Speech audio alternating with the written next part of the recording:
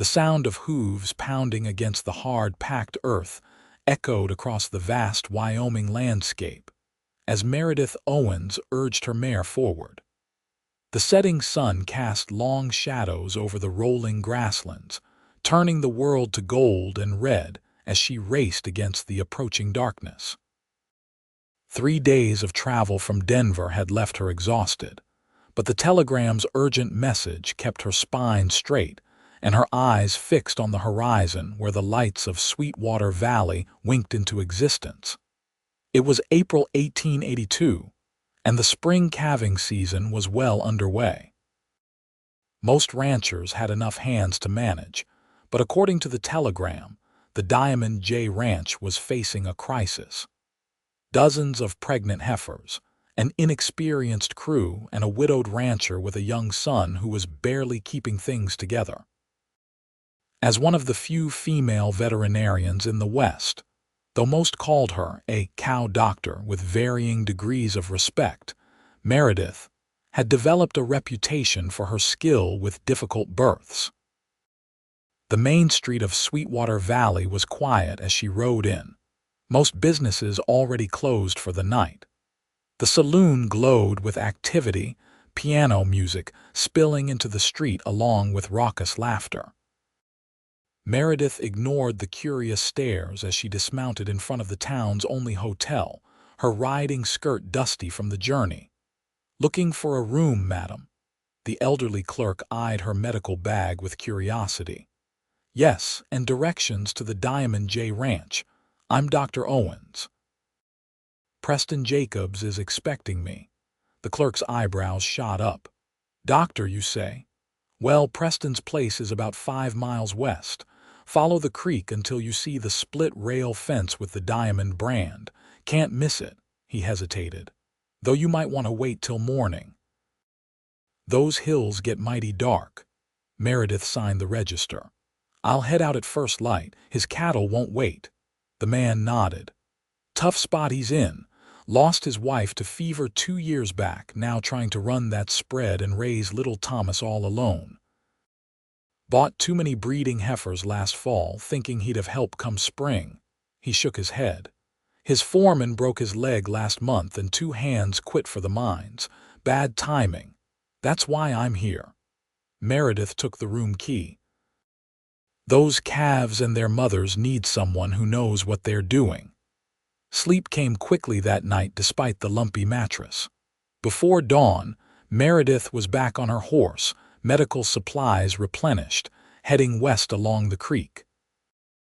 The rising sun painted the landscape in soft pinks and oranges as she approached the Diamond J. Even from a distance, she could see the problem's cattle scattered across too many pastures, the barn in need of repair, and fences showing signs of neglect. A small figure darted out from behind the corral as she approached. A boy of perhaps 8 or 9 years ran toward her, waving frantically. "Are you the doctor? Pa said you were coming. We got 3 cows ready to birth right now, and Pa's all alone with them in the south pasture."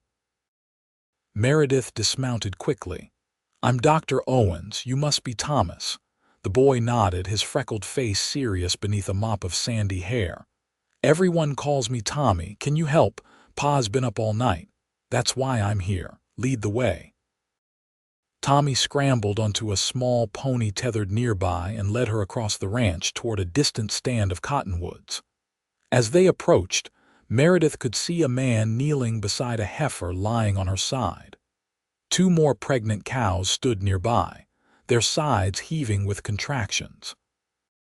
Preston Jacobs looked up as they approached, exhaustion etched into every line of his face.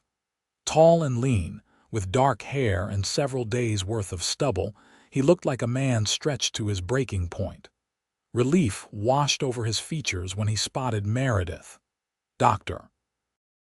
Owens," he called, standing up. "Thank God you're here." Meredith was off her horse in seconds, medical bag in hand. "How long has she been laboring?" "Nearly 4 hours. I can see the calf's hooves, but that's all." Meredith knelt beside the heifer, immediately assessing the situation. The calf's positioned wrong. I need to turn it. She glanced up at Preston. I'll need clean water and rope. For the next hour, Meredith worked with quiet determination, her sleeves rolled up past her elbows as she manipulated the unborn calf into the correct position. Preston followed her instructions without question, his strong hands steady despite his fatigue. When the calf finally slid into the world, slick and wet, both rancher and veterinarian shared a moment of triumph. The little bull calf struggled to his feet within minutes, nuzzling at his mother. "One down," Meredith said, wiping her hands on a cloth. "Two to go." By midday, 3 healthy calves were nursing from their mothers, and Meredith was surveying the rest of Preston's pregnant herd with a critical eye. "You've got at least 15 more ready to drop in the next week," she told him as they walked back to the ranch house. "And another 20 within the month. You need help, Mr. Jacobs," Preston sighed, pushing his hat back. "I know. This is what comes of poor planning and worse luck. My foreman was supposed to bring on 3 more hands for calving season, but then he broke his leg and he stopped himself. You don't need to hear my troubles. I'm grateful you came." Tommy had ridden ahead and now burst out of the ranch house, a glass of water in each hand. "Pa, I made lunch for you and the doctor." Preston smiled, the first genuine smile Meredith had seen from him. "That's mighty fine of you, son." The ranch house was modest but clean, with signs of a woman's touch that must have predated Mrs. Jacobs' passing curtains at the windows, a patchwork quilt over the sofa. Tommy had set the table with mismatched plates and 3 glasses. "It's just beans and biscuits," the boy said apologetically, "but I didn't burn the biscuits this time." "Looks wonderful," Meredith assured him, suddenly aware of how hungry she was. Over the simple meal, Preston explained his situation more fully. He'd inherited the ranch from his father 5 years ago, married his sweetheart Emma, and they'd had grand plans for building the Diamond J into one of the finest cattle operations in Wyoming. Emma's death had nearly broken him, but Tommy needed his father, and the ranch needed tending. "Last fall, I got word of a herd of prime breeding stock selling cheap over in Nebraska. Thought I was making a smart business move." Preston shook his head. "Didn't count on losing my best hands or my foreman's accident. Now I've got 50 pregnant heifers and barely enough help to manage." "How many hands do you have now?" Meredith asked. "2. Good men, but young. Neither has seen a calving season through." Meredith considered this. She'd planned to stay a few days, help with the most difficult births, then move on to her next appointment. But looking at Preston's worn face and Tommy's hopeful expression, she hesitated. "I have a proposition, Mr. Jacobs," she said finally. "I can stay through the calving season a month, perhaps a bit more. I'll train your hands in proper birthing techniques, help save as many calves as possible, and get your herd through this critical time." Preston's eyebrows rose in surprise. "That's mighty generous, but I couldn't impose. It's not charity," Meredith interrupted. "You'll pay my standard fees plus room and board. I'll delay my other appointments. This is a business arrangement." Preston studied her for a long moment, then nodded slowly. "We'd be grateful for your help, Dr. Owens." "Meredith," she corrected him. "If we're working side by side in cow muck for a month, you might as well use my given name." A small smile tugged at the corner of his mouth. "Preston, then."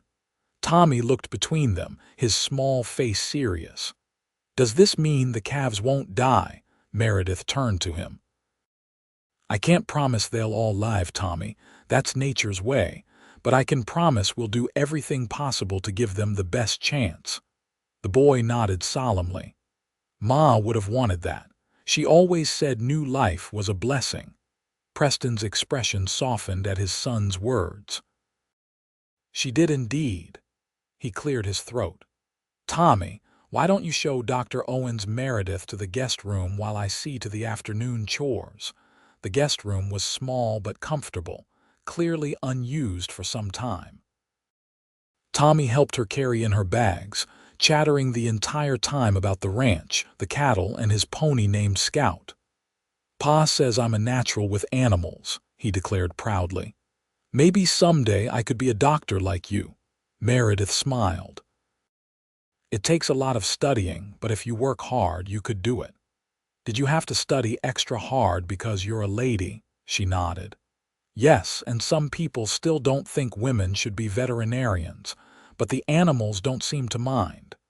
Tommy considered this seriously. "Well, I think it's good you're a lady doctor. Pa says ladies notice things men don't." Before sunset, Meredith joined Preston to check on the south pasture heifers again. The new calves were doing well, and no others appeared ready to birth immediately. "Your boy is quite something," Meredith commented as they walked back toward the house in the fading light. Preston's expression warmed. "He's the best of Emma and me, smart as a whip, kind-hearted like his mother." His voice caught slightly. "Sometimes I worry I'm not doing right by him, trying to run this ranch alone. He seems like a happy, well-adjusted child to me. He is, mostly, but he needs more than just his father and a couple of ranch hands for company." Preston sighed. "Emma used to teach him his letters and numbers. I try, but after a full day's work, I'm often too tired to do it properly." Meredith was struck by his honesty. Most men she knew would never admit such vulnerability. "Perhaps while I'm here, I could spend some time with his lessons in the evenings." Preston stopped walking, turning to face her with surprise. "You do that? Why not? I had a good education and evenings can be long." "I wouldn't want to impose further. It's no imposition. I enjoy children and Tommy is eager to learn." Something shifted in Preston's expression. Gratitude, yes, but something else too. For a moment they stood looking at each other in the purple dusk, until a distant bellow from the cattle broke the silence. "We should get back," Preston said, his voice rough. "Early start tomorrow." That night, Meredith wrote in her journal by lamplight, recording the day's events and her observations of the Diamond J. The ranch had good bones, she noted, but needed a steady hand to guide it back to prosperity.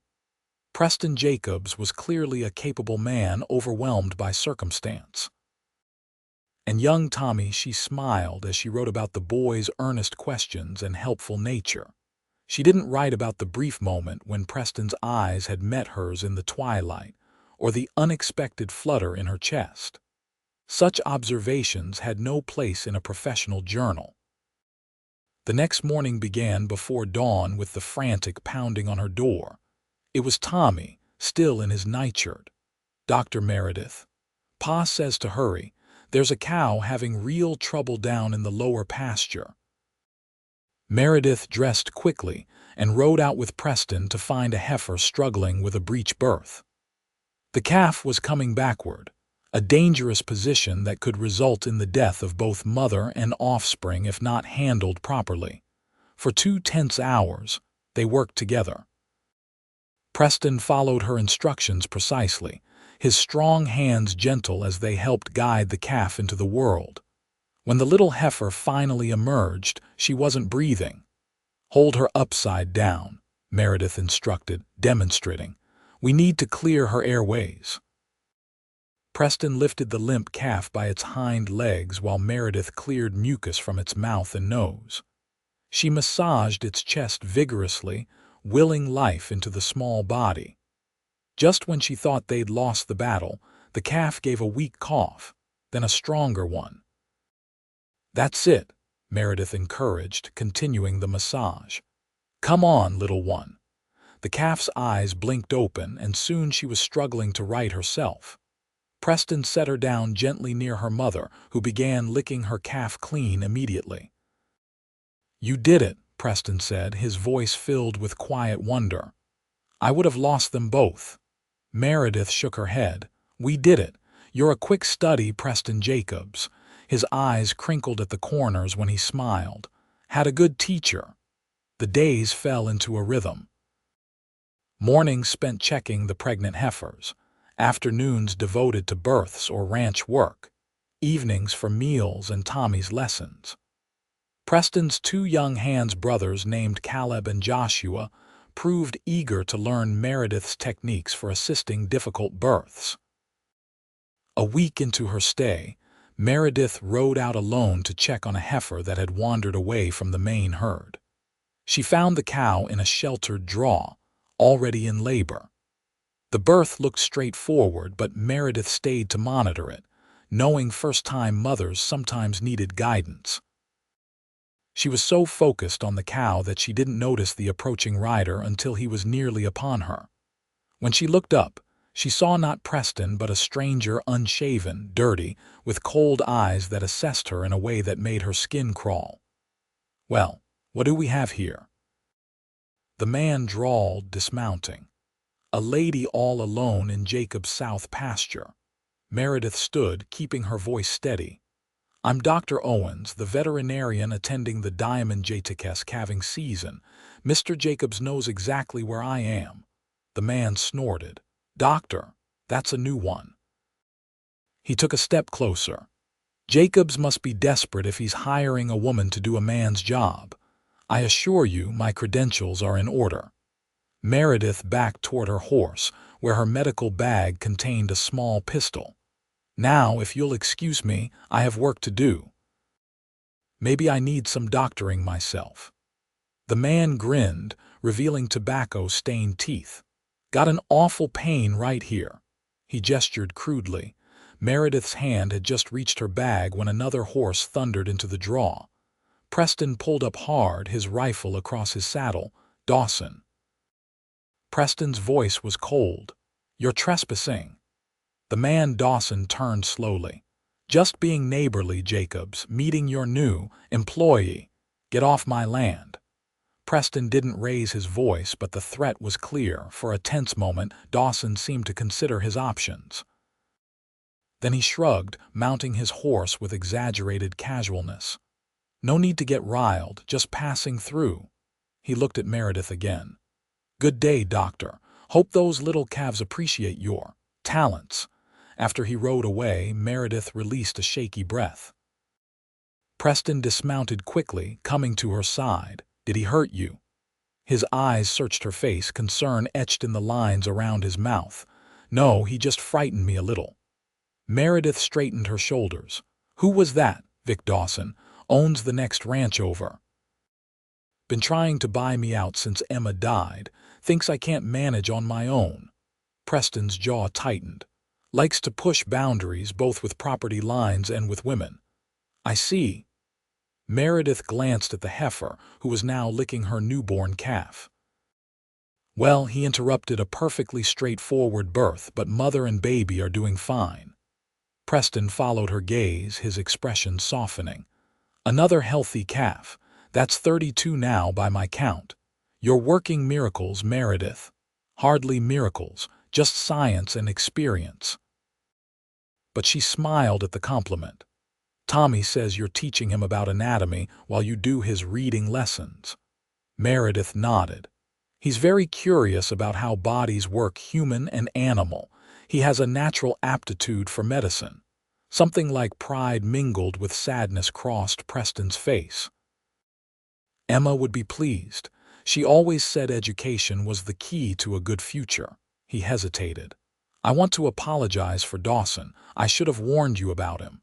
You couldn't have known I'd encounter him."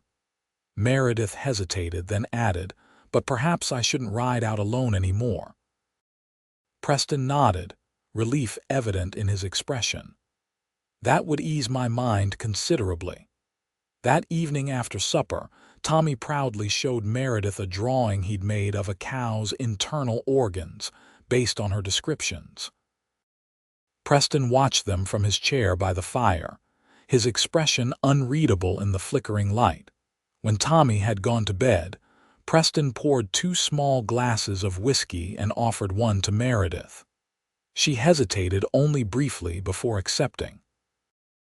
"To science and experience," he said, raising his glass slightly. Meredith smiled. and to healthy calves. They drank in comfortable silence for a moment. Then Preston said, "May I ask you something personal, Meredith?" She nodded, curious. "How did you come to be a veterinarian?" "It's not a common path for a woman." Meredith gazed into her glass. "My father was a horse breeder in Colorado. No sons, just me and my sister. I was always following him around the stables, asking questions about the animals. When I was 16, our local veterinarian took me under his wing, let me assist with births and treatments." She smiled at the memory. "By the time I was 18, I knew that's what I wanted. Father was surprisingly supportive, said I had the touch with animals." "And your training?" "I apprenticed formally with Dr. Harris for 3 years, then attended medical lectures in Denver whenever possible. Some professors wouldn't allow a woman in the room, but others were more progressive." She took another sip of whiskey. "I've been practicing for 7 years now. Mostly livestock, though I treat the occasional pet or working dog." Preston nodded thoughtfully. "It couldn't have been easy." "No," she admitted, "but few worthwhile things are."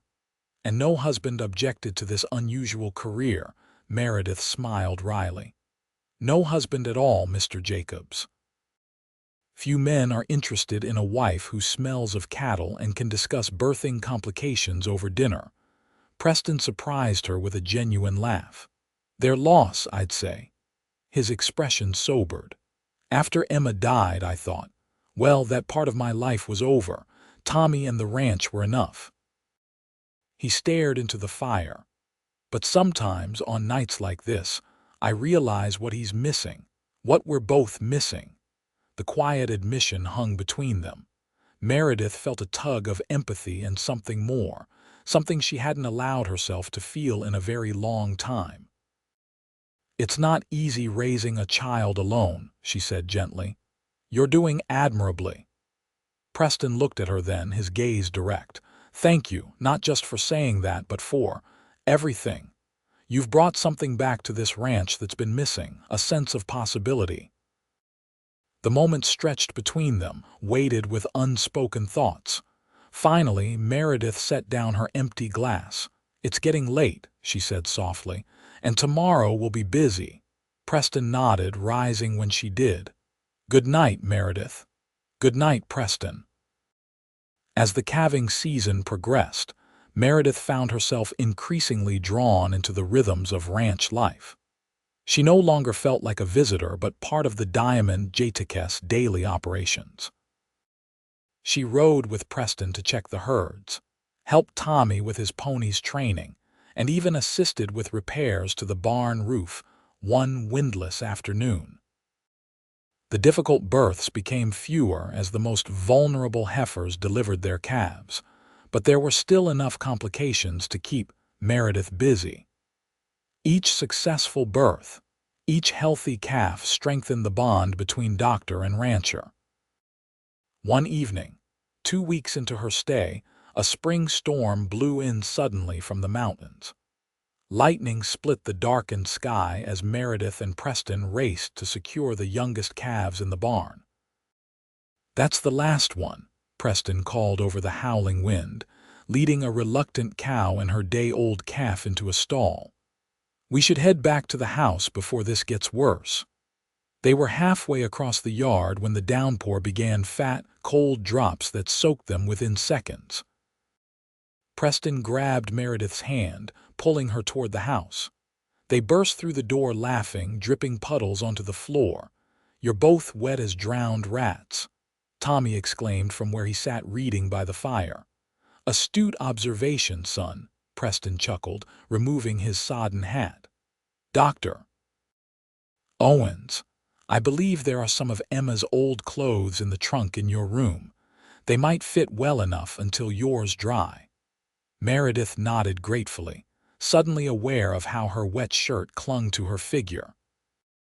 She hurried to her room, finding a simple blue dress in the trunk that, while a bit loose in the waist, fit reasonably well.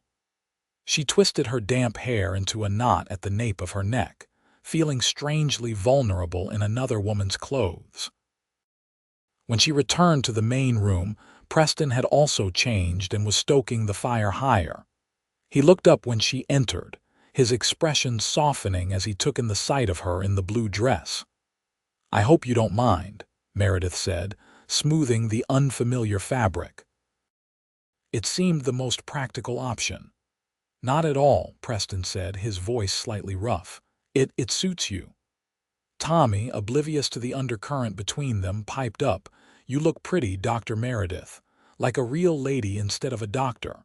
"Tommy," Preston admonished, but Meredith laughed. "I'll take that as a compliment, though I assure you, one can be both a lady and a doctor." She settled into a chair near the fire. "Now, shall we continue yesterday's reading lesson? The storm has us trapped indoors anyway." The evening passed pleasantly, with reading lessons giving way to a simple card game. The storm raged outside, but inside the ranch house, a different kind of warmth was growing. When Tommy finally went to bed, Meredith and Preston sat quietly by the fire, listening to the rain drum against the windows. "You're good with him," Preston said after a while. "He's flourishing under your attention. He makes it easy. He's bright and eager to learn." Preston nodded, a fond smile playing at his lips. "Emma would have loved seeing him like this. She worried I wouldn't know how to nurture his mind." His gaze shifted to Meredith. "She would have liked you, I think." Meredith felt a pang at the mention of his wife. "She sounds like an extraordinary woman." "She was."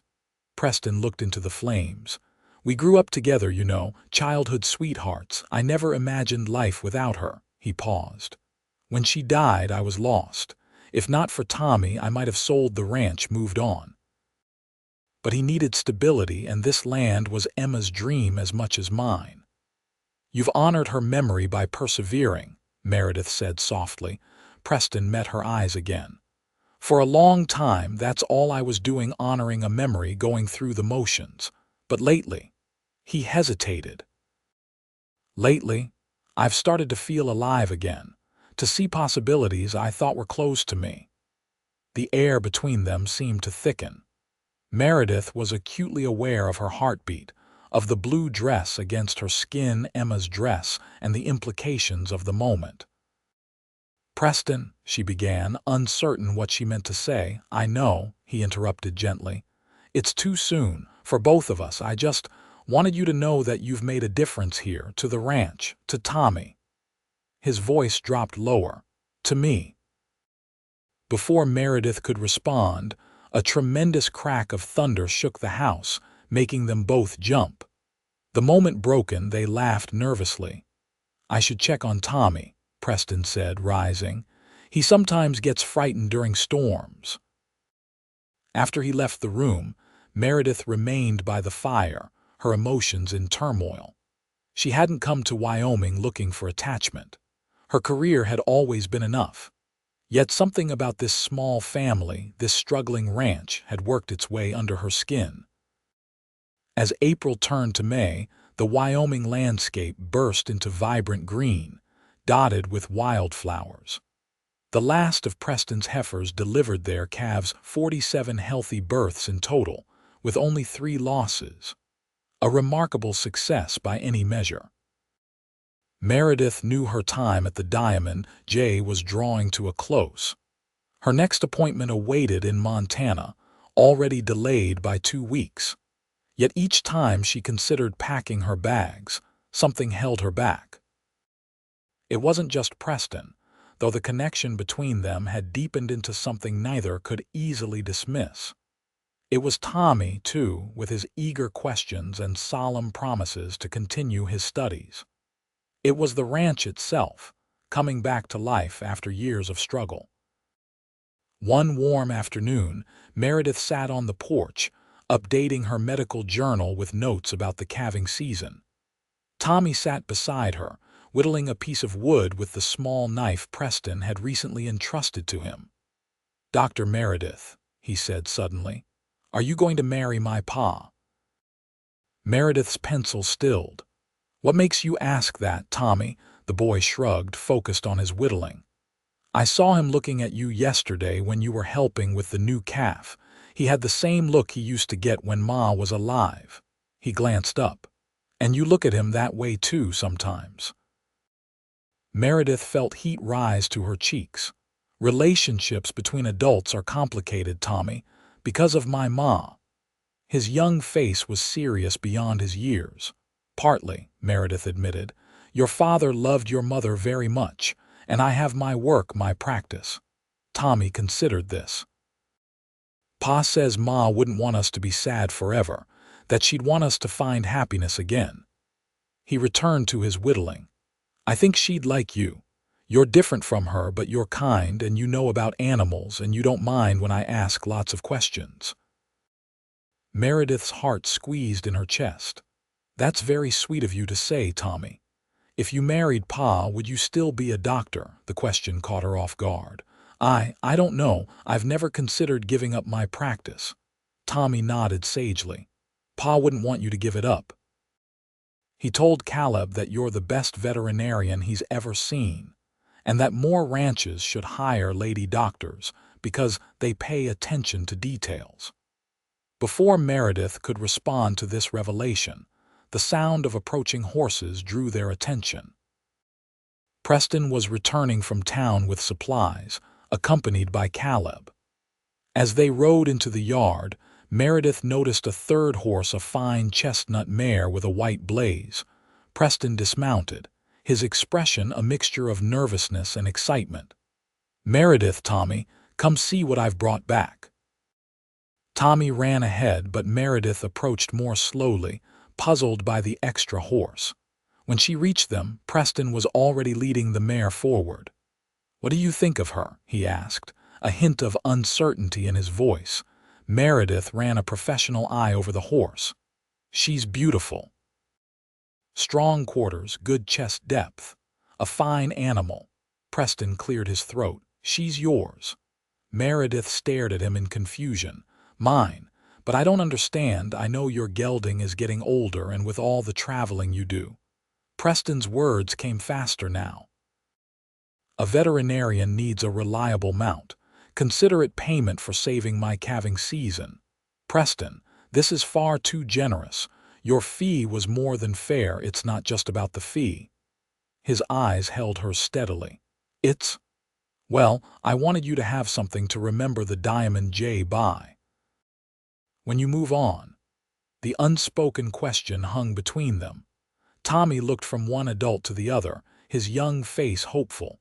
Meredith stroked the mare's neck, buying time to gather her thoughts. She's magnificent, truly, but I'm not sure I can accept such a gift.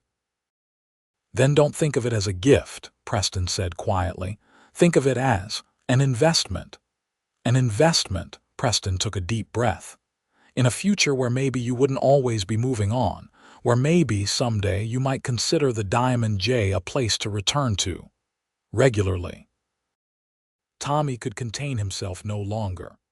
He means he wants you to come back and visit us.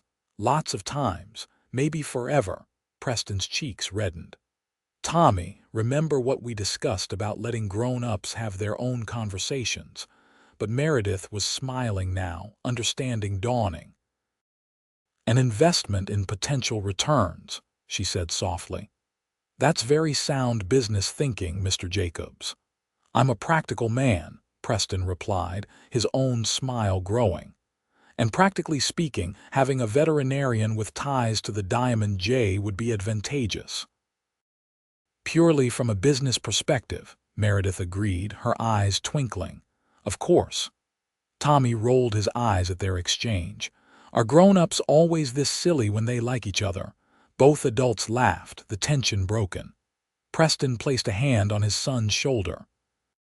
Why don't you help Caleb unload the supplies while I show Dr. Owens more about her new horse? As Tommy ran off to assist, Preston turned back to Meredith, his expression more serious. I know you have commitments, a practice to maintain. I'm not asking you to give that up.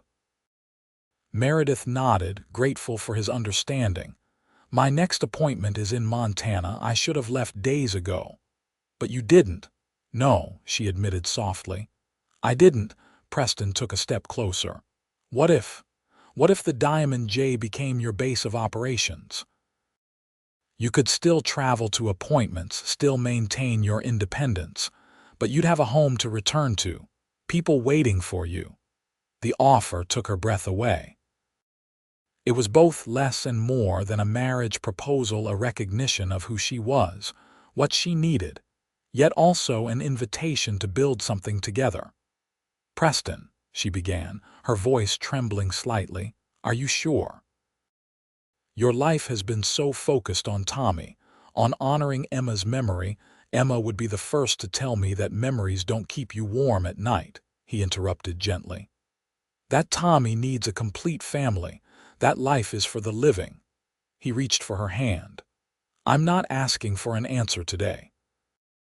Take the mare, go to Montana, finish your appointments, think about what you want." Meredith looked at their joined hands, then up at his face, honest, open, hopeful. "And if what I want is a life that includes both my practice and this?" She gestured to encompass the ranch, Tommy in the distance, the two of them standing together. Preston's smile was like the sunrise. "Then we'll make it work, together." 3 days later, Meredith rode out on her new mare, whom she'd named Promise. Her medical bags were packed, her journal updated with every detail of the Diamond J's successful calving season. Tommy had tearfully extracted a promise that she would return within the month. And Preston had kissed her goodbye in the dawn light, a gentle touch of lips that held the promise of more to come. No declarations of undying love, they were both too practical for that, but a commitment to explore this unexpected connection. As Meredith reached the ridge overlooking the ranch, she paused to look back. The Diamond J spread below her, green pastures dotted with black calves nursing from their mothers. Preston and Tommy stood by the corral, two small figures waving up at her. She raised her hand in return, her heart full. She would go to Montana. She would honor her commitments. And then she would return to the place and people who had unexpectedly become so important to her. The sun climbed higher as Meredith turned her mare north. Promise carried her with a smooth, strong gait, a tangible reminder of what awaited her return. Meredith's journey to Montana proved more eventful than anticipated. Spring rains had swollen rivers, forcing detours that added days to her travel. By the time she reached the Blackfoot Ranch near Helena, she was a week late for her appointment. Fortunately, the situation wasn't as dire as she'd feared. The ranch manager had sought help from another veterinarian when Meredith failed to arrive on schedule. She spent only 3 days at the Blackfoot, examining their breeding stock and providing recommendations for improving their herd's health. Her next appointment was canceled. The rancher had sold his property after facing financial difficulties. This unexpected development left Meredith with a decision: continue to her remaining appointments, scattered across Montana and Idaho, or return sooner to Wyoming. To her own surprise, there was no real debate in her mind. She sent telegrams rescheduling her less urgent consultations and turned Promise toward Sweetwater Valley. The journey back seemed both endless and too brief. Endless because her thoughts constantly raced ahead to the Diamond J, to Tommy's eager face and Preston's warm eyes. Too brief because she still hadn't fully resolved her own conflicting desires: independence versus connection, professional ambition versus personal happiness. Could she truly have both? Preston seemed to think so, but the reality might prove more complicated. As Promise carried her over the now familiar ridge overlooking the Diamond J, Meredith's heart quickened. Nearly 4 weeks had passed since her departure. The pastures were lush with early summer grass, the calves noticeably larger as they frolicked around their mothers. She hadn't sent word of her early return, wanting time to organize her thoughts before facing Preston. But as she approached the ranch house, it was Tommy who spotted her first, dropping his chores and racing across the yard with a whoop of delight. "Dr. Meredith, you came back." The boy threw his arms around her waist as she dismounted.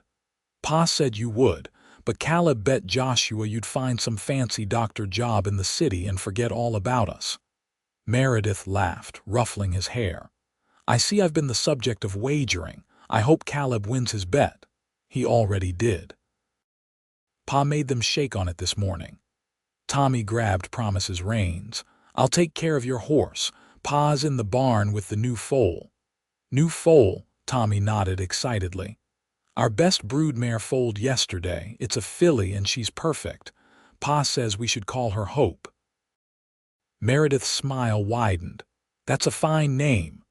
The barn was cool and dim after the bright sunlight. Meredith paused in the doorway, allowing her eyes to adjust. She heard Preston's voice before she saw him, speaking softly to someone or something. "That's it, little one. You're doing just fine." Following the sound, Meredith found him in the last stall, kneeling beside a dainty bay filly who wobbled on long, spindly legs. The mare watched attentively from nearby, occasionally nickering encouragement to her offspring. Preston was so focused on the foal that he didn't notice Meredith until she spoke. "She's beautiful." He turned, surprise giving way to joy as he recognized her. "Meredith!" He stood quickly, closing the distance between them in 2 long strides. For a moment, he hesitated, as if uncertain of his welcome. Then Meredith stepped forward, eliminating the space between them. Preston's arms came around her, strong and sure. He smelled of hay and horses and something uniquely him, a scent that felt, impossibly, like home. "You're early," he murmured against her hair. "We weren't expecting you for at least another 2 weeks."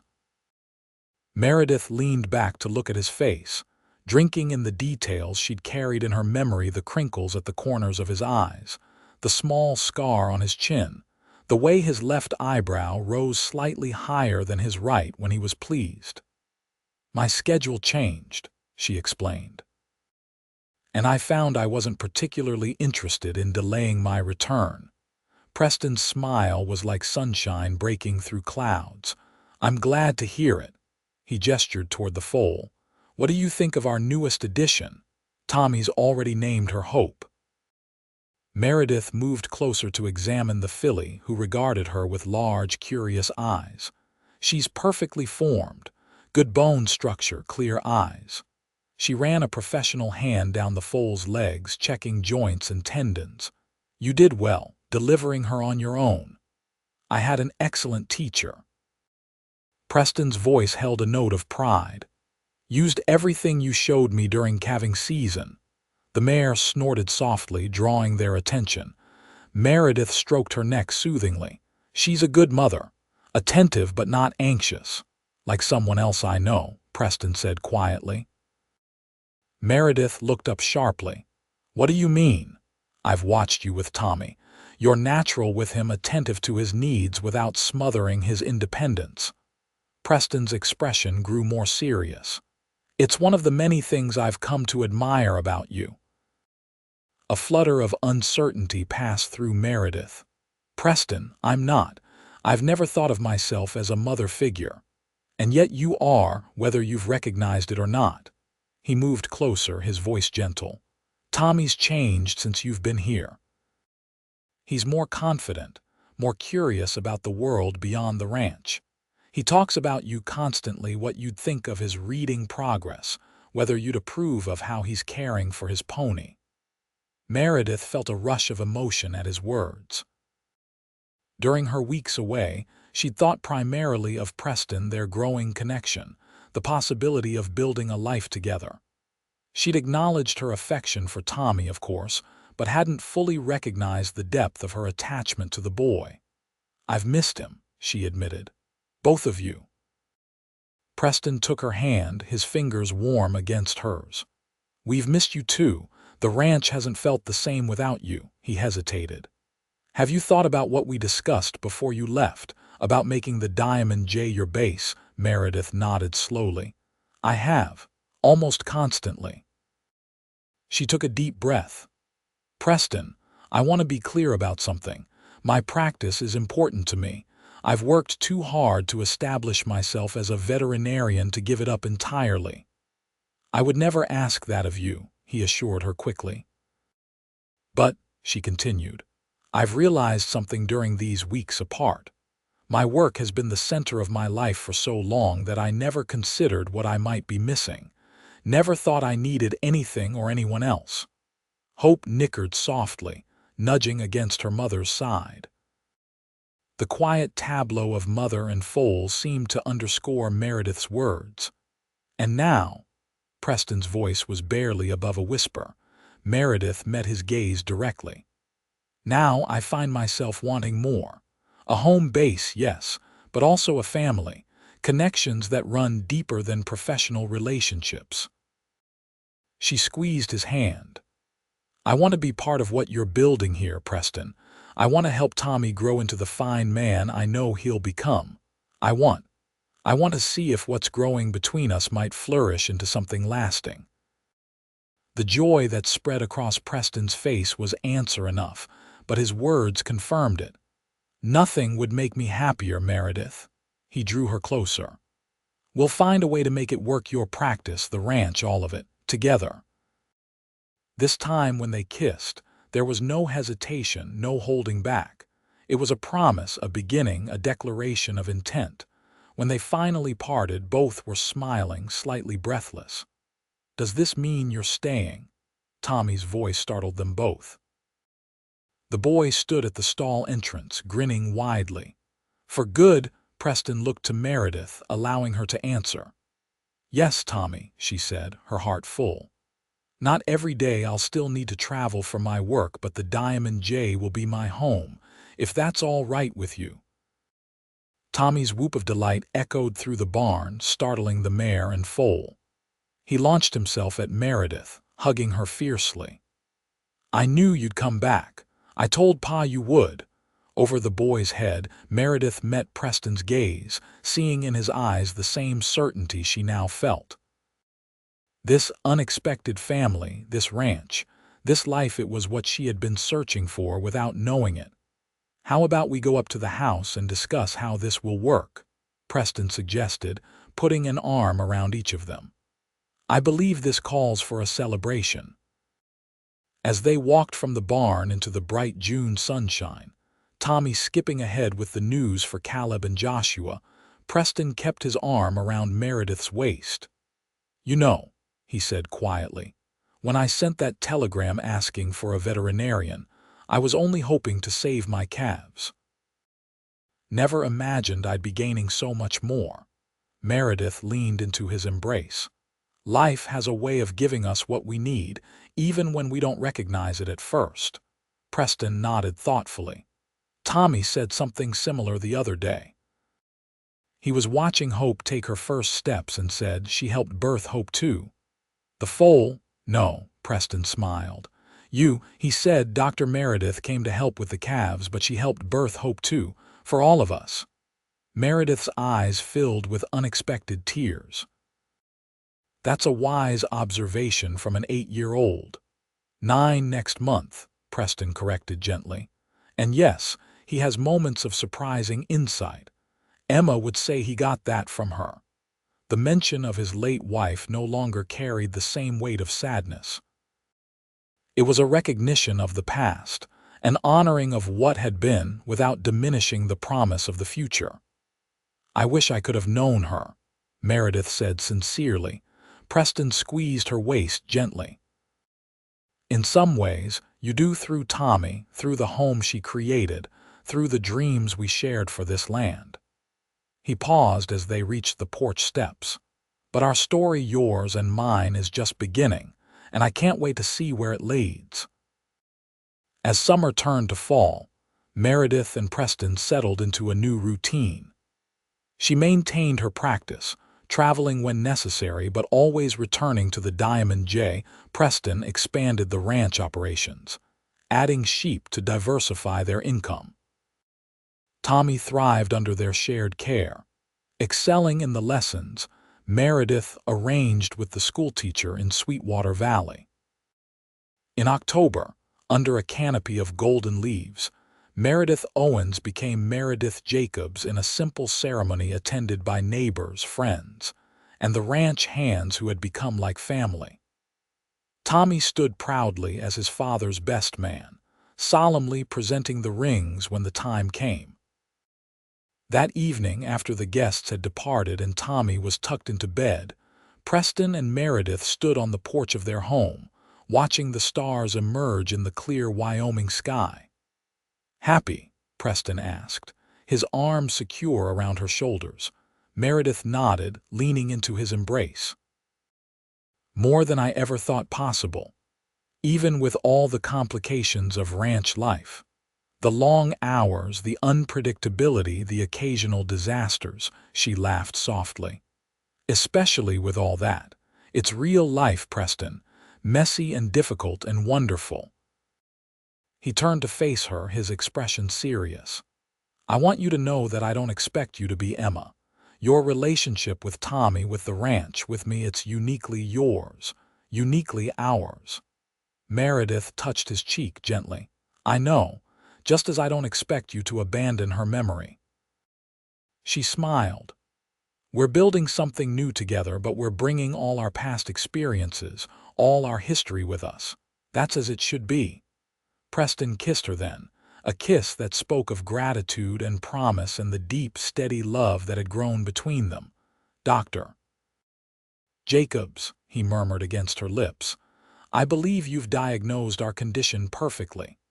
Meredith's laugh mingled with the night breeze.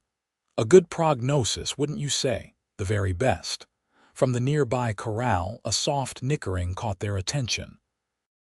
Hope, now a sturdy 4-month-old filly, pranced in the moonlight, her movements full of joy and possibility, much like the future stretching before the newly formed family of the Diamond J. 6 years later, on a crisp spring morning, 15-year-old Tommy Jacobs led a heavily pregnant mare into the barn, his movements confident and precise. Behind him came his younger brother, 4-year-old Samuel, struggling to carry a bucket of water nearly as big as himself. "Careful there, Sam," Tommy cautioned. "Let me help you with that. I can do it." The younger boy insisted, his determination evident in his furrowed brow. From the barn doorway, Meredith watched her sons with a smile. Samuel was the spitting image of Preston, with the same determined jaw and thoughtful eyes. Tommy, nearly a man now, had grown tall and lean, his interests focused firmly on becoming a veterinarian like his stepmother. "How's Daisy doing?" Meredith asked, entering the barn. Tommy glanced up. "Her water broke about 20 minutes ago. Pa sent me to fetch you from the house." Meredith nodded, immediately slipping into professional mode. She examined the mare, noting the progress of labor with an experienced eye. "Good work getting her settled, Tommy. This looks straightforward so far, but we'll stay with her through the delivery." She smiled at Samuel, who was watching with wide eyes. "Sam, would you like to help us welcome a new foal?" The boy nodded eagerly. "Will it be as pretty as Hope was?" "Hope is a special horse," Tommy told his brother seriously. "But every foal is special in its own way." Meredith's heart swelled at his words. Hope, now a magnificent 6-year-old mare, had become Tommy's personal mount, a symbol of the bond that had formed between them in those early days. The barn door opened again, admitting Preston and their 2-year-old daughter, Emma, named for the woman whose memory remained an honored part of their family history. "Mama," Emma toddled toward Meredith, her arms outstretched. "Baby horse coming. That's right, sweetheart." Preston scooped up their daughter before she could get underfoot. "But we need to give Mama and Tommy space to work. We'll watch from over here." For the next hour, the Jacobs family waited as nature took its course. Tommy assisted Meredith with quiet efficiency, demonstrating the skills he'd been developing under her tutelage. When the foal finally emerged, a sturdy colt with a white star on his forehead, all 5 of them shared in the triumph. "He's perfect," Tommy declared, helping the newborn to his feet. "Look how strong his legs are already." Samuel pressed closer for a better look. "What will we name him?" Preston exchanged a glance with Meredith. "I think we should let Tommy choose. He did most of the work." Tommy considered the colt thoughtfully. "I want to call him Promise, after Mom's mare." Meredith felt tears prick her eyes at his choice and at the word Mom, which Tommy had begun using for her several years ago, a gift she treasured more than he could know. "Promise is a fine name," she agreed, her voice slightly husky. "A reminder of new beginnings." Later that evening, with the children asleep and the new colt nursing contentedly from his mother, Preston and Meredith sat on the porch swing, enjoying a rare moment of quiet togetherness. "Tommy's getting better with each delivery," Preston observed. "He'll make an excellent veterinarian one day." Meredith nodded.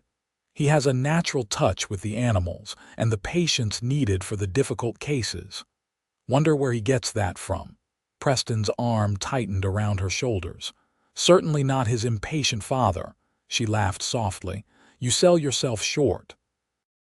I've seen you sit with a sick calf all night, never losing hope." "Hope," Preston repeated, his gaze drifting toward the corral where the horses dozed in the moonlight. "Tommy was right, you know, that day when he said you helped birth hope too." "We all did," Meredith corrected gently. "You, by having the courage to begin again after loss. Tommy, by opening his heart to a new mother. Me, by realizing that independence doesn't have to mean isolation." Preston nodded thoughtfully. 6 years ago, I was barely holding on to the ranch, to my sense of purpose, to my ability to be what Tommy needed." He turned to face her. "You didn't just save our calving season, Meredith. You saved us." "We saved each other," she replied, resting her head against his shoulder. "And look what we've built together." The Diamond J had flourished under their joint stewardship. The cattle operation had expanded. Meredith's veterinary practice had grown to include an assistant who managed cases when she needed to focus on family, and their home had filled with the sounds of children's laughter. "Any regrets?" Preston asked quietly. "About the life you might have had if you'd kept traveling, never settled down?" Meredith considered the question seriously. "None," she said finally. "I still practice medicine, still help animals and the people who depend on them. But now I have this too, a family, a true home, the knowledge that I'm needed for more than just my skills." The night air carried the scent of pine and distant wildflowers. From the barn, they could hear Daisy's soft nickering to her newborn colt. Life in its most fundamental form continuing, renewing, offering promise for tomorrow. "I love you, Meredith Jacobs," Preston said, his voice deep with emotion. "More with each passing day." She turned her face up to his, still feeling the same flutter of joy she'd experienced the first time he'd looked at her with something more than professional respect. "And I love you, Preston Jacobs, for giving me a life richer than I ever imagined possible." As they sat together in the Wyoming moonlight, the Diamond J sleeping peacefully around them, Meredith reflected on the journey that had brought them here. She had come to help a cowboy birth calves, never expecting to find a home for her heart in the process. Tommy had been right all those years ago. She had helped birth hope for Preston, for Tommy, for herself. And from that hope had grown a love and a family that would endure, like the land itself, through all seasons.